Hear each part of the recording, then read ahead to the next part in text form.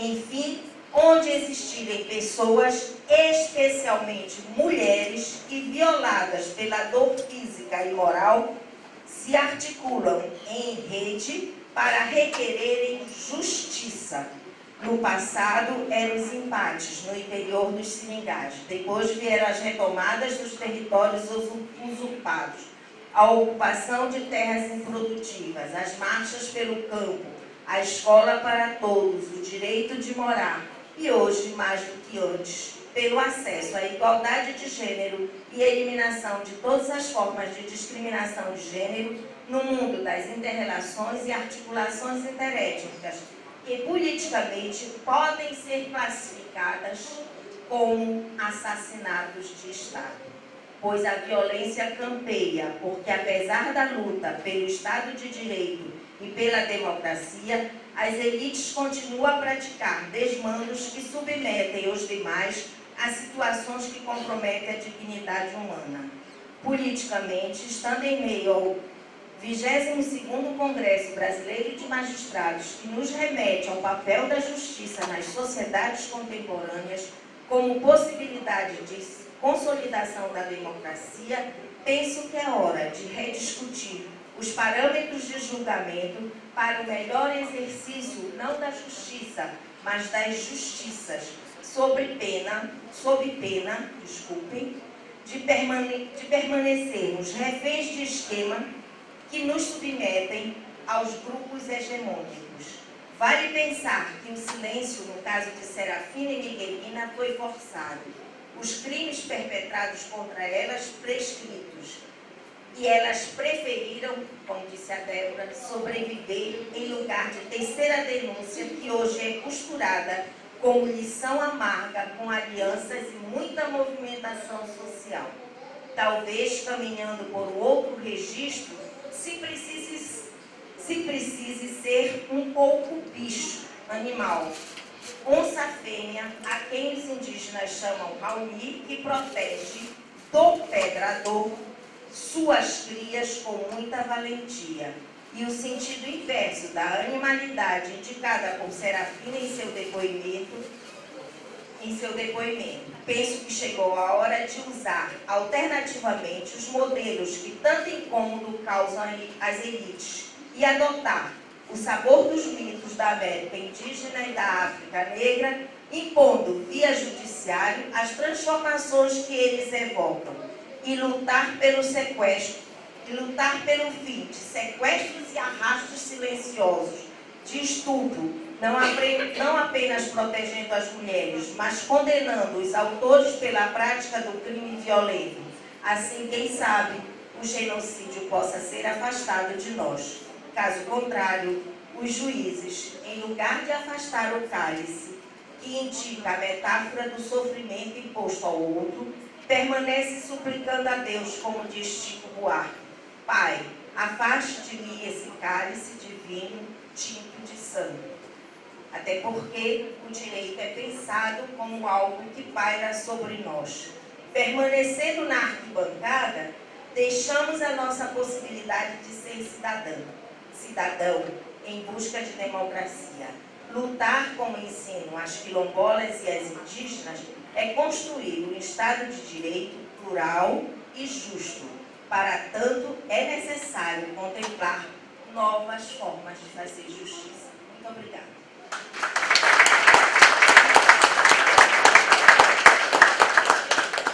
Nós agradecemos à professora Jane e, sensibilizados, damos a palavra ao professor Eugênio Pacelli, cujo currículo passa ali. Possui graduação em Direito, mestrado em Ciências Penais e doutorado em Ciências Penais na Universidade Federal de Minas Gerais, é ex-procurador regional da República do Distrito Federal, coordenador e professor do Instituto Brasileiro de Direito Público. Foi também relator geral da Comissão de Juristas para a elaboração de anteprojeto de lei do novo Código de Processo Penal. Apesar de que nós não precisaríamos introduzir aqui o professor Eugênio Pacelli, penalista que nos, pelo menos a mim, serviu muito durante meus anos de história.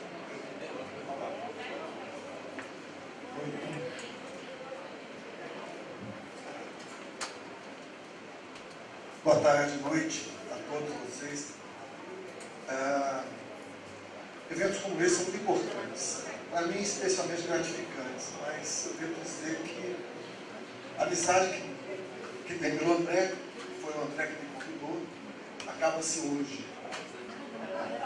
Não há o menor motivo para eu continuar amigo dele. Se a professora Débora é uma estrangeira em campo, eu sou um estrangeiro de outra galáxia. Porque eu estou percebendo o seguinte, a amizade me fez porque eu fosse convidado. E aí eles não tinham tema para mim, porque eu sou penalista. Eles não acharam nenhum painel. Falaram assim, coloca nesse aqui, tem a lei de direitos humanos, fundamentais. Aí eu me vim parar aqui. Me desculpe, eu sou autor de dogmática penal, processual penal. Estou parabenizando a belíssima palestra do professor Débora.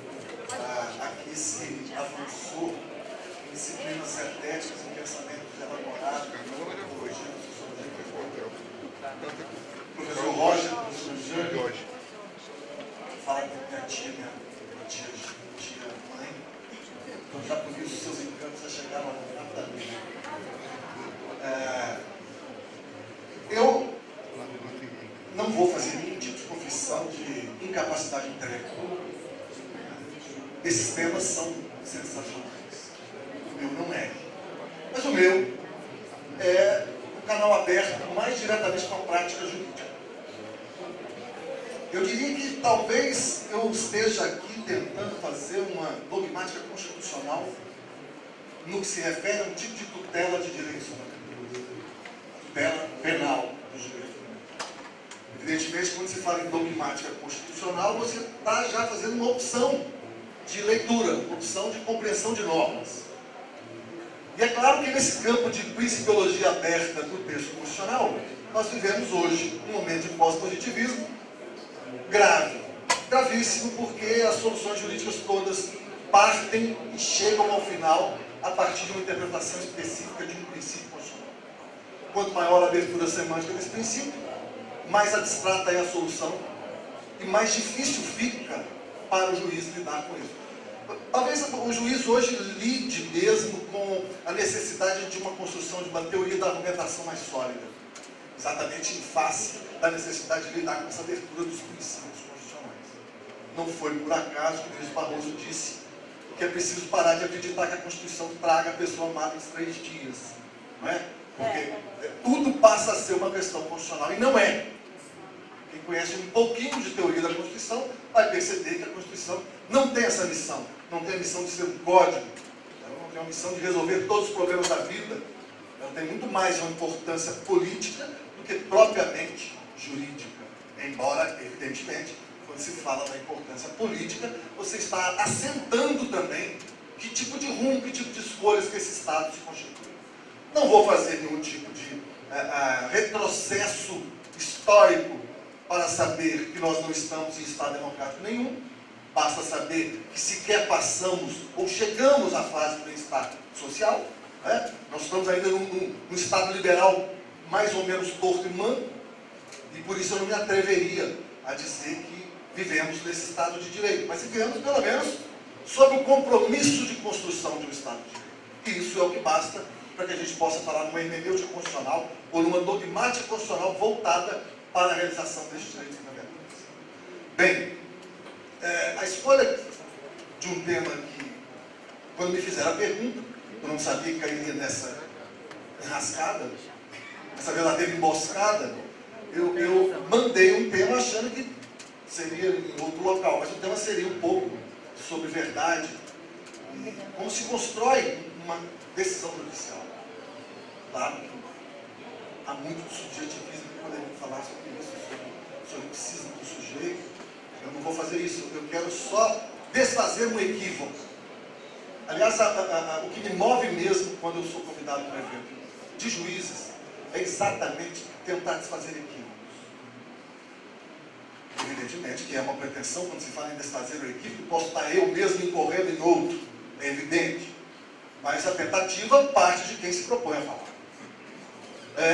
E me incomoda profundamente o que graça no direito brasileiro hoje, constitucional, processual penal específico, é uma ideia acerca da verdade como filosofia. É um negócio meio perdoem a expressão, mas meio imbecil. Já que o professor Roger falou da entropia da imbecilidade nos concursos públicos, talvez seja bom também a gente pensar um pouco que essa história de verdade no processo, essa desistência, essa relativização da verdade no processo judicial é um grande equívoco. O debate é outro. O debate no processo judicial não é de verdade. Essa é uma questão de filosofia, não é uma questão de processo judicial. O processo judicial tem pretensões mais modestas. Ele quer apenas lidar com a responsabilidade inerente, que é decidibilidade. O judiciário tem que decidir. Essa é a questão. O dissenso humano faz com que se necessite de uma arbitragem. A jurisdição, dizer o direito, é exatamente uma responsabilidade estatal assumida por quem se vê em condições de fazê-lo e a partir do qual, por meio de órgãos, etc., nós conhecemos tudo isso, nós vamos construir uma metodologia da afirmação da certeza judicial. Então eu pretendo, por primeiro, dizer que nós não estamos discutindo em processo judicial algum as condições de validade, as condições de possibilidade do conhecimento. Evidentemente que não. De modo geral, o processo é retrospectivo. A metodologia da certeza judicial, portanto, ela parte de um processo retrospectivo de reconstrução dos fatos. E aí nós vamos entrar no terreno da metodologia da prova, e é o que me traz aqui.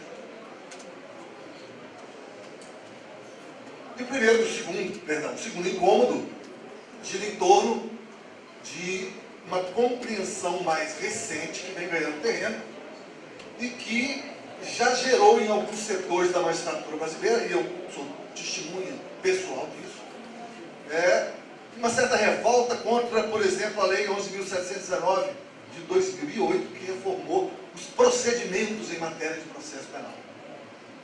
Alguns juízes se sentiram colocados na posição de paisagem ou, como diziam em Minas Gerais, juiz samambaia. Essa história decorreu do fato de que essa doutrina que veio a reboque dessa modificação, essa doutrina pretende dizer que o papel do juiz no processo penal, de modo específico, é um papel de controle de legalidade meramente e nada mais. Ao juiz caberia apenas controlar a atividade das partes, que seriam, essas sim, as únicas responsáveis pela construção do resultado final. Este modelo, todos nós sabemos, é um modelo norte-americano de justiça, ou anglo-americano. E é um sistema medieval. Quem estudou isso sabe que é um modelo antigo, antiquíssimo, medieval nesse sentido, é claro. Mas o modelo de justiça norte-americano, que é o sistema de partes, no qual o resultado é definido pela atuação das partes, é claro que ele parte de uma premissa jamais realizada no Brasil e em países em desenvolvimento, e sequer nos Estados Unidos também. É aquela premissa da igualdade.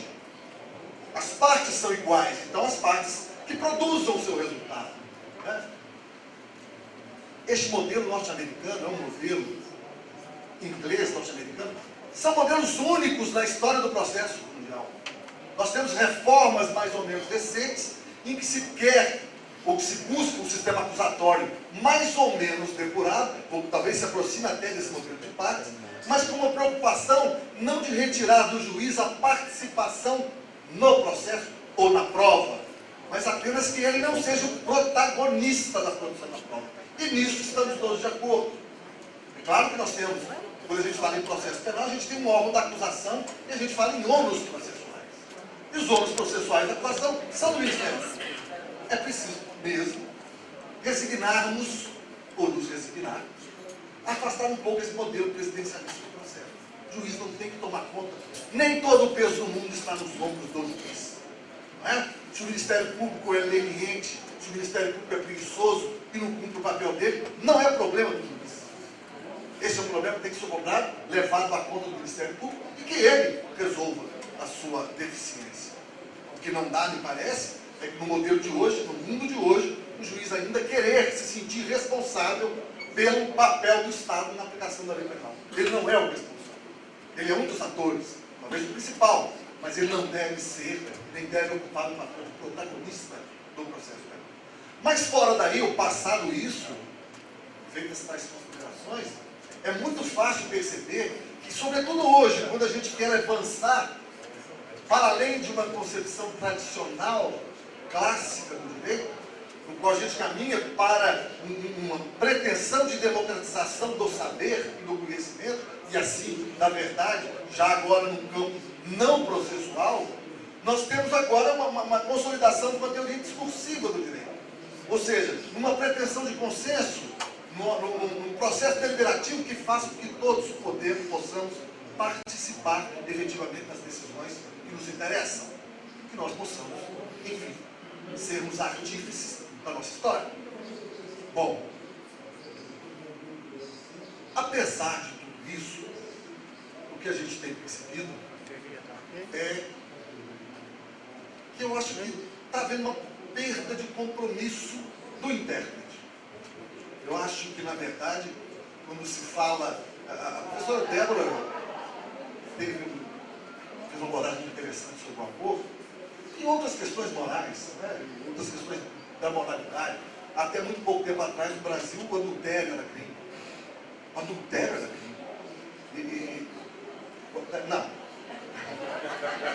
Eu falo do ponto de vista normativo. Normativo, o adultério era crime.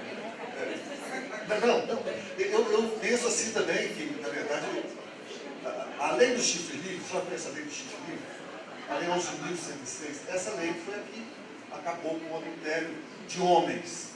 Né? Afinal, cada um que cuida do próprio chifre, é verdade. Mas o que quer dizer é o seguinte: o que nos interessa aqui, talvez se eu fosse desenhar essa concepção constitucional dogmática da tutela penal, eu teria que dizer o seguinte: eu não sei para onde vai o direito penal. Vou tentar ficar no processo penal. Porque quando se falou em punição de aborto e outras construções de proibições, porque o direito penal é isso. É um repertório de proibições, sob penas graves. Agora, como é que se constrói esse repertório de proibições? Vai muito de como essa cultura, essa sociedade se impõe. E a gente vê que no Brasil as normas penais, as normas proibitivas são construídas assim, sem considerações, sem estudos, sem reflexões, e a gente até hoje se depara com criminalizações absurdas do tipo de contravenção de vadiagem.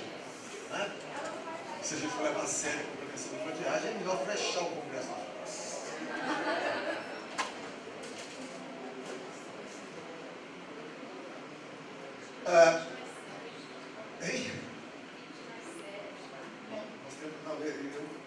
Eu vou ficar por aqui porque eu estou falando abstração.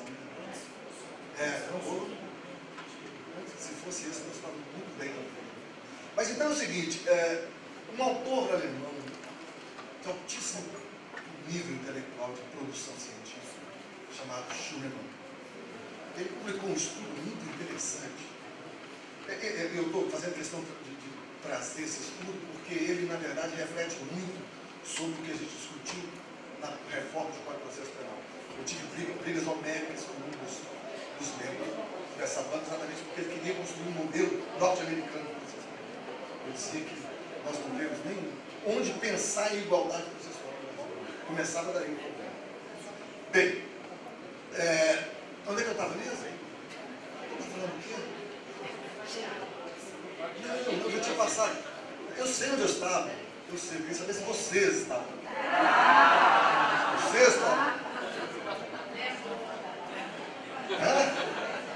É muito comum, vocês estão aqui desde que horas? Né? 4h30, e o processo da transmigração é inevitável. O espírito abandona o corpo e vai para um lugar mais agradável.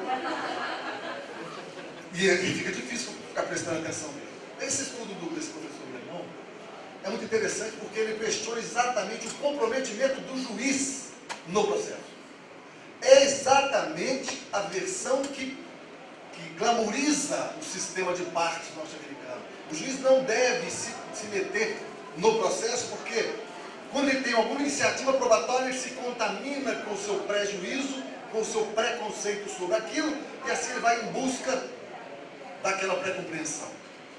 Essa é a crítica psicanalítica que é feita para justificar e legitimar uma opção pelo afastamento do juiz dessa forma. E nós já vimos que isso vai absolutamente em desencontro ao desencontro de uma teoria discursiva. Se nós estamos falando, se queremos afirmar algo, chegar a um consenso em qualquer ambiente deliberativo, é claro que no processo o juiz tinha que ter uma participação. Ele não pode ser protagonista, mas ele tem que ser um partícipe. Ele tem que dialogar com as partes. Vamos dar um exemplo, quem é juiz aqui sabe. Você faz uma inquirição de uma testemunha. A parte pergunta, vem uma resposta. Dessa resposta, se não da pergunta, cada um dos três que estão ali entenderam diferente. É possível. É possível que a resposta que tenha satisfeito a parte que perguntou, não tenha satisfeito o juiz ou a outra parte, não pela questão da satisfação do resultado, mas pela compreensão do que foi dito. Né? A testemunha responde a quem perguntou, e a quem perguntou, sobretudo aqueles casos que já conheceu antes, essa resposta dada satisfez aquele, mas o juiz entendeu que a resposta é outra. Se você não tiver um acertamento de compreensão, não estou falando de compreensão, não é nem de argumentação, por isso se justifica plenamente que o juiz que vai lidar com a decisão a partir de um compromisso de análise de material probatório, é preciso que ele acerte, que ele apare as arestas quanto à compreensão do que foi dito. Só aí já bastaria para entendermos que o papel do juiz também na fase de instrução é muito importante. E nessa pesquisa, o que faz Schuller? Convida vários juízes e membros do Ministério Público para seria uma pesquisa bem de psicologia social. O que ele vai chegar às conclusões seria a seguinte: o juiz teria uma tendência em receber as denúncias. Segundo ele, isso decorreria de um efeito confiança, ou seja, você confia no membro do Ministério Público, profissional, concurso, etc., e tenderia a receber a denúncia. Outra conclusão que ele chegou foi que haveria uma dissociação cognitiva deste juiz que participa da fase de investigação ou que tem contato com a fase de investigação. Porque a partir do momento que ele tem esse contato, ele já formaria uma opinião prévia e assim todas as informações que fossem contrárias à opinião prévia, ele não teria atenção em relação a elas. Ele se afastaria. E a conclusão mais interessante que eu vi foi uma resposta de 90%. Os juízes que participaram da instrução, fazendo perguntas, obtiveram um altíssimo nível de informação sobre o processo. Enquanto os juízes que não participaram da fase de instrução tiveram um nível baixo de informação sobre o processo. Ou seja, ele teria que retornar para pegar todas as informações para sentenciar, enquanto aquele que participava já estava mais em condições de julgar o processo. Eu não quero fazer críticas aos critérios dessa pesquisa, mas um deles soa já um pouco evidentemente problemático. Se existe um efeito de confiança hábil e capaz de reduzir a atenção do magistrado pela razão de se tratar de um membro do Ministério Público, órgão do Estado, com prerrogativas idênticas ou semelhantes, talvez a gente deva chegar à conclusão que não há mais nenhuma salvação dos recursos. Porque se o juiz confia no Ministério Público, o desembargador confia no juiz. Então, o nível de provimento dos recursos seria baixíssimo. Não sei, eu fiz pesquisa para saber se é baixo. Mas o fato é que isso demonstraria um grau de dissociação cognitiva completo do Poder Judiciário. E eu acho que é impossível operar nesse tipo de expectativa. Bem, eu não marquei o horário. Está marcando? Mais 10 minutos. Então é o seguinte, vamos falar uma coisa mais de interesse. Delação premiada. Eu ia falar de critérios de verdade. Critérios de verdade, delação premiada é fonte de prova, é meio de prova. O que é delação premiada? Há quem diga, e eu vi textos nesse sentido, que a delação premiada seria inconstitucional. Procure um princípio qualquer, você vai encontrar um princípio que possa agasalhar uma argumentação nesse sentido. Eu não vejo absolutamente nenhum tipo de invalidade intrínseca da delação e da aprovação premiada. Eu vejo problemas, como sempre acontece no direito, problemas de execução. Né? Se a própria lei desqualifica a colaboração como testemunho, ela já retira da colaboração o aparato de convencimento. Ela diz, só a colaboração não é suficiente. Então significa que fonte de prova não é sobre a inconstitucionalidade. Argumenta-se que haveria uma violação ética ou não se poderia admitir o direito, o Estado compromissado com os direitos fundamentais, não poderia admitir um comportamento antiético. E aí eu acho que há um exagero, ou então um desvio filosófico em relação ao conceito de ética, porque eu não imagino como um bando possa se organizar eticamente. Um bando, que eu digo assim, eu estou me referindo a uma organização estruturada para praticar delitos. Né? Eu posso acreditar que há uma deslealdade. Né? A pessoa que entrega os outros é um desleal em relação aos seus parceiros, mas eu não posso concluir que se trata de uma violação ética, porque uma ética sem pretensão de universalização, né, um sentimento de ética que você possa exigir uma ideia de bem e de justo, eu acho que fica absolutamente impossível trabalhar. Então, eu não vejo como se inquinar de inválido a delação premiada, mas vejo os problemas graves na sua execução. Primeiro, que está banalizando toda a investigação no Brasil. Segundo, a colaboração agora passou a ter uma eficácia cada dia menor, porque o colaborador busca a todo custo diminuir as consequências penais para si, o que é absolutamente razoável, esperado. Então o que acontece? Ele começa a fazer afirmações que interessam muito mais àquela projeção investigatória inicial do que propriamente ao fato. Então você tem alguém, e a imprensa ao lado, massacrando essa operação Lava Jato, por exemplo, você tem alguém que se dispõe a dizer exatamente o que a investigação precisa ouvir, ou quer ouvir. Então passa a ser um problema muito grande para a investigação. Passa a ser porque você não passa a ter mais aquele compromisso do que você sabe, mas o que quer ser ouvido. Este é um problema de execução, este é um problema dramático, e que pode levar muitas pessoas a serem expostas.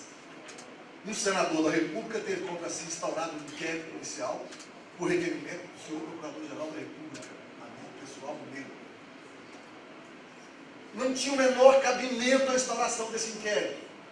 Por quê? Porque um courrier, emissário de um outro suposto emissor, levava dinheiro em espécie para algumas pessoas. Disse então essa pessoa que levou R$1 milhão numa mochila e entregou numa casa em Belo Horizonte, perto do shopping. No outro dia ele olhou no jornal e viu que a pessoa que ele entregou parecia o governador do estado de Minas Gerais. E aí o emissor disse, não mandei dinheiro para esse senador. Não foi suficiente. Instauraram um inquérito. A imprensa explorou ao máximo a instauração do inquérito. Esse senador quase teve um ataque cardíaco pela sua trajetória de vida, não é? E agora, sem nenhuma outra prova, meses e meses depois, o inquérito é arquivado, sem nenhum pedido de desculpas. Eu estou dizendo isso, agora já saindo um pouco do que eu propus a falar, porque se a gente está falando de proteção de direitos, a gente compreende a necessidade de uma tutela penal, compreende. Se não compreendêssemos, esse não seria um problema para ser resolvido por quem não compreende, que a Constituição assim determina. Há uma positividade constitucional afirmadora da proteção de tutela penal, de tutela penal para determinados direitos fundamentais. Então, me preocupa muito quando você começa a perceber esse ambiente que está se criando no Brasil. É preciso ter muita tranquilidade, porque a gente começa a instaurar um novo padrão de caça às bruxas. Essa reflexão eu sempre fiz quando dentro do Ministério Federal também. Durante 21 anos eu fui dentro do Ministério Público e sempre achei que as pessoas não podem se juntar num ambiente assim, que há uma insanidade coletiva para realizar as coisas. Então eu fico meio preocupado com isso. O último tema para encerrar, e eu me perdoe eu ter feito caminhos tão tortos, abordando temas tão fragmentados, mas isso se explica pela redução do tempo de fala e também pela minha angústia de estar querendo contribuir dogmaticamente nesse encontro, já peixe fora d'água, como já afirmei. O final que eu queria dizer sobre isso é sobre o silêncio, o direito ao silêncio. O direito ao silêncio e um suposto direito à não autoincriminação. Essa é uma história mal contada. O Brasil adora histórias mal contadas. Então, nós trazemos uma norma de um direito alienígena e chega aqui com áreas de verdade absoluta, e assim você começa a reproduzir informações mal compreendidas, mal lidas, e você começa a chegar a uma conclusão. Existe um princípio de não fazer prova contra si. Isso nunca existiu em nenhum documento internacional. Em nenhum documento internacional. O que existe é a proibição de, e aí nós vamos para o campo das intervenções corporais, que nada tem que ver com o direito ao silêncio. Intervenções corporais são outro tipo de fonte de prova que você pode questionar na perspectiva de ser vedado, como vários tratados internacionais asseguram, é proibido qualquer tipo de ingerência abusiva ou ilegal na pessoa de alguém dos seus familiares. Então eu não posso, por exemplo, embora alguns países, na Alemanha, o Código de Processo Penal alemão permite que você extraia sangue de alguém para fazer prova. Sangue. Lá na Alemanha isso é possível. No Brasil nós não temos leis, isso é absolutamente inimaginável. Mas eu gostaria só de acentuar o seguinte: o direito ao silêncio, ele tem uma origem que está muito vinculada à qualidade probatória. Claro que é também uma proteção da consciência moral daquele que está sendo acusado de algo e se vê naquela necessidade intrínseca do ser humano de se proteger, não é? E ele ter que mentir é um constrangimento. Mas, essencialmente, esse princípio, ele vem do modelo norte-americano de tribunal do júri, no qual essa pessoa, sendo obrigada a falar alguma coisa, ela estava submetida ao cross-examination, que é aquele interrogatório cruzado feito pela outra parte. E essas perguntas, se não forem muito bem controladas, elas podem deixar o acusado sob aquela imagem de condenado ou de culpado. O Brasil começou a falar de algemas, mas ninguém se preocupou em proibir a entrada de presidiários em uniforme sujo e mal passado, com barba por fazer, com cara de culpado. Ninguém se preocupou com isso, no banco dos réus, no tribunal do júri. Por que essa pessoa, se nós estamos preocupados com a algema, pelo estigma condenatório que ela pode gerar, devemos nos preocupar também com a roupa do presidiário, não é? Que a pessoa se apresente ao tribunal do júri vestido decentemente. Se é o imaginário que vai ser, e pode ser decisivo, sobretudo no tribunal do júri, que não tem o dever de fundamentação, é claro que nós temos que ter cautelas nessas questões. Então, eu fecho dizendo, me perdoando, vou deixar aqui no e-mail, porque ficou tão deslocada a fala, pulando de um ponto para o outro, mas eu vou deixar o e-mail para quem quiser entrar em contato, para acertar um pouco o que eu não falei. Tá? O e-mail é cesar.bittencourt.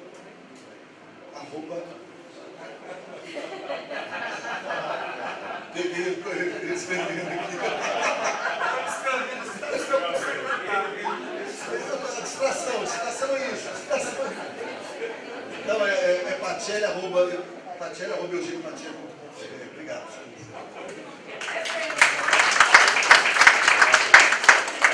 Pacelli, eugêniopacelli.com.br.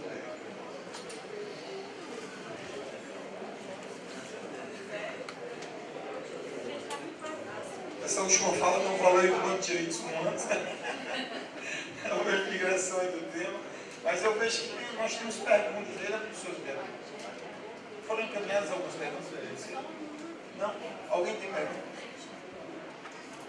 Nós temos aí 20 minutos para sugerir perguntas, nós fazemos aos palestrantes. Pergunta a Liliana, juíza de direito, para Débora Diniz. Menina Marcela de Jesus Ferreira, anicéfala, que morreu, viveu mais de 1 ano e meio, faleceu no iniciozinho de agosto de 2008. E logo após, no dia 26 daquele mês, houve a audiência pública sobre a anencefalia no STF. A senhora poderia dizer, considerando os corpos, se a presença da Marcela sentadinha no colo da mãe dela, no plenário, teria alterado o resultado da DPF 54? Pergunta bem emocional. Professora,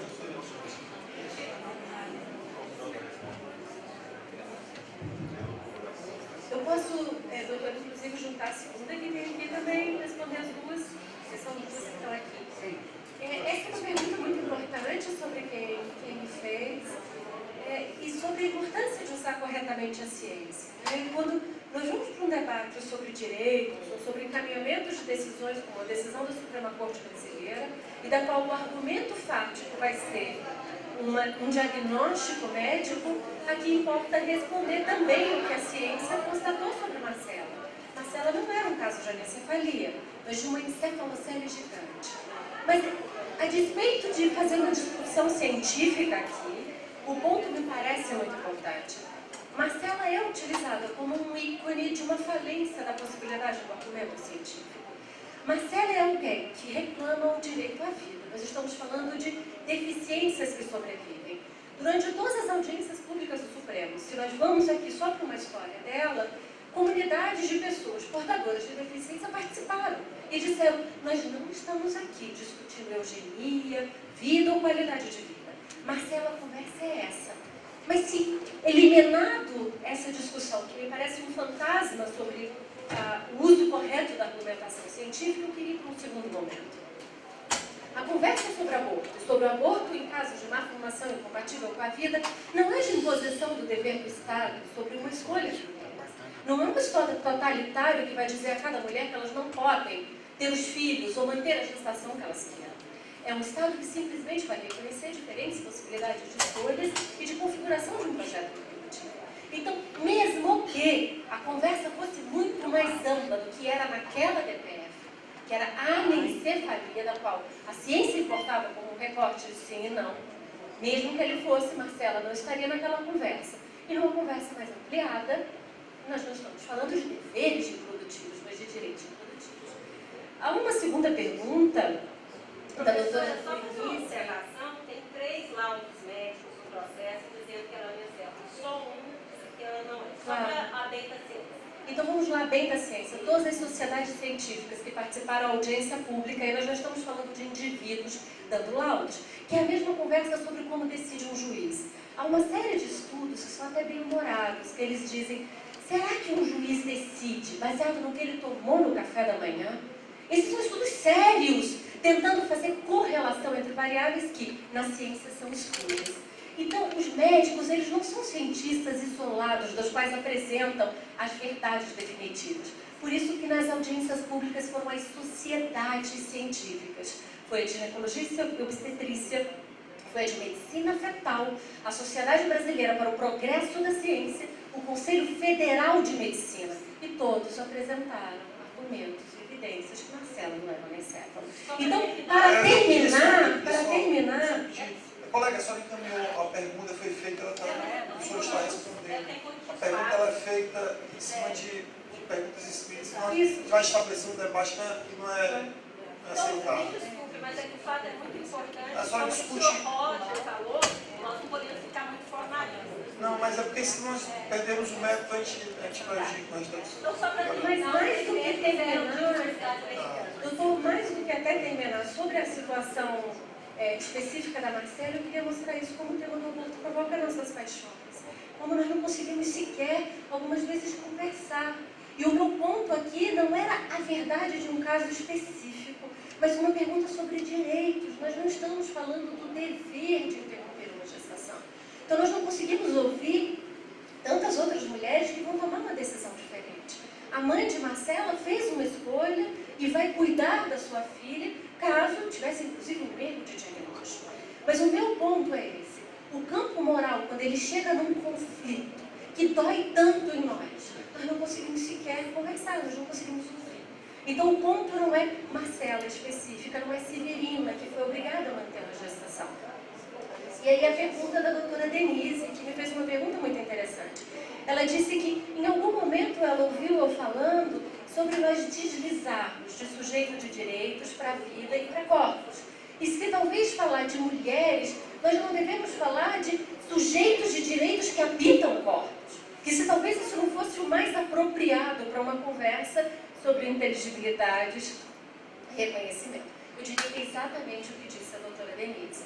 Eu não estou dizendo abdicar de sujeitos de direitos. Essa é não só uma linguagem, como um formalismo muito importante. mas os corpos importam para a demanda do direito. Uma pergunta do professor Patiano. Professor, no caso de, foi feito pela Denise Nogueira, você?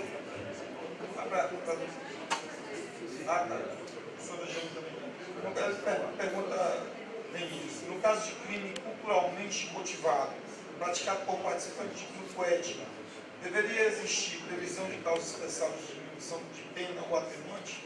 Deveria haver previsão na parte geral ou especial? Isso é para mim?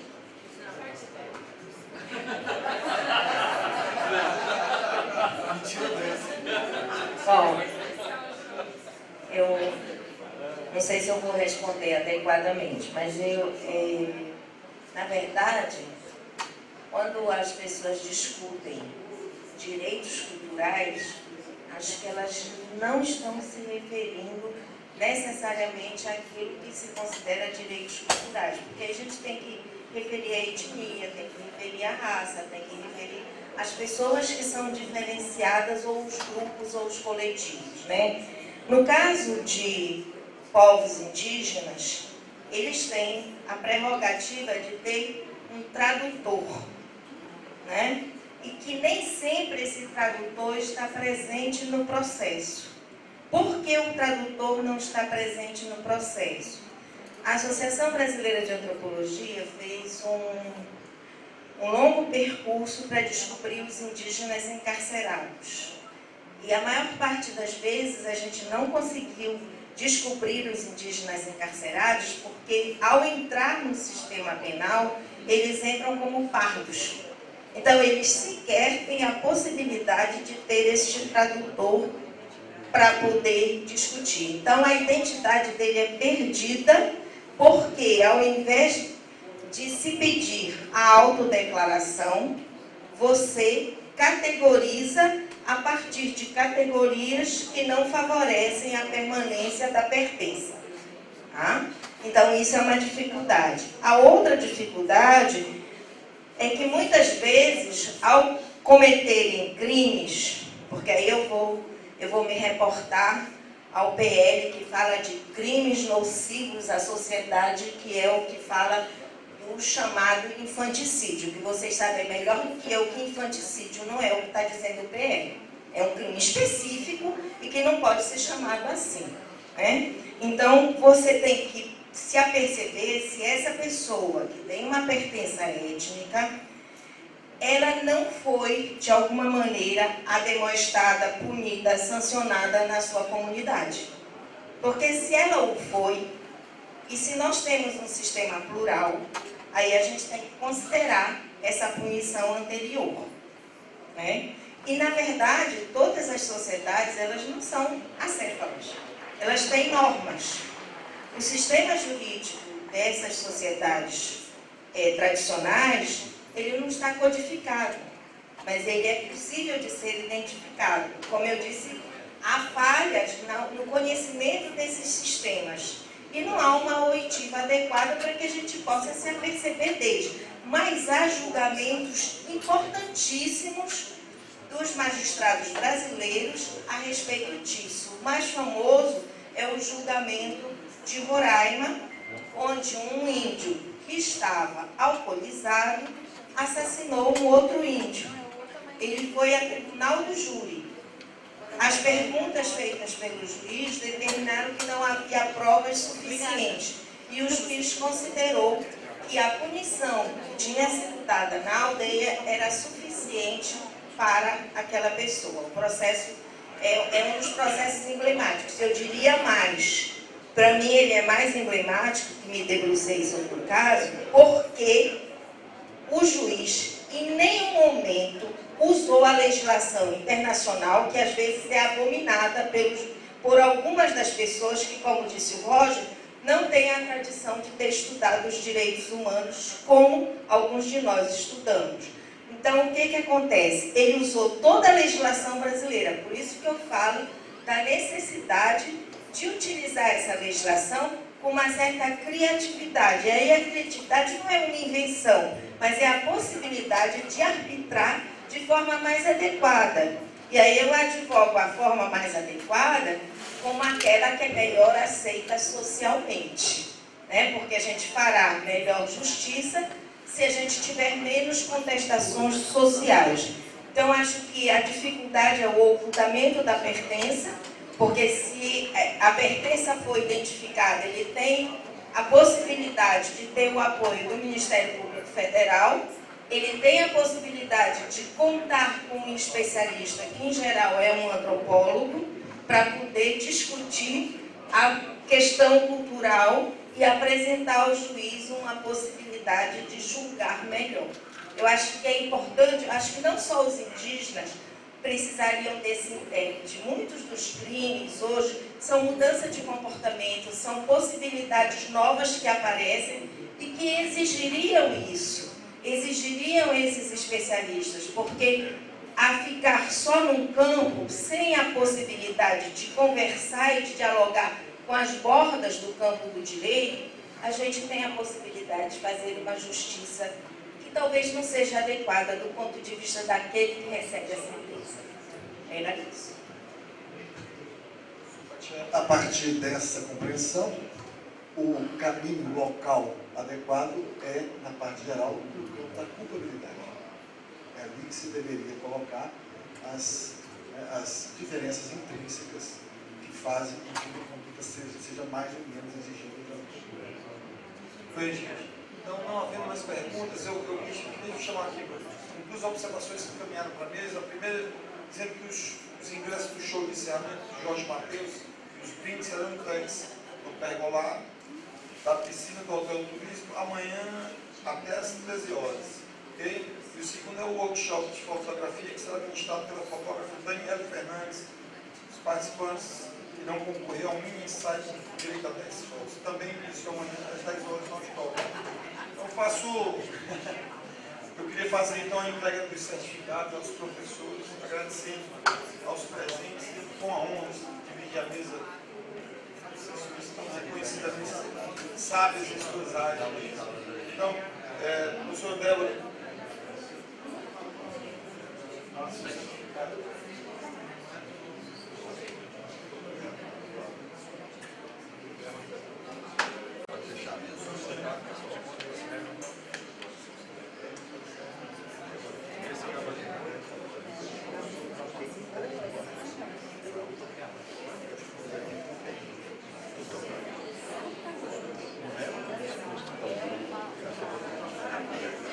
Gente, muito obrigado.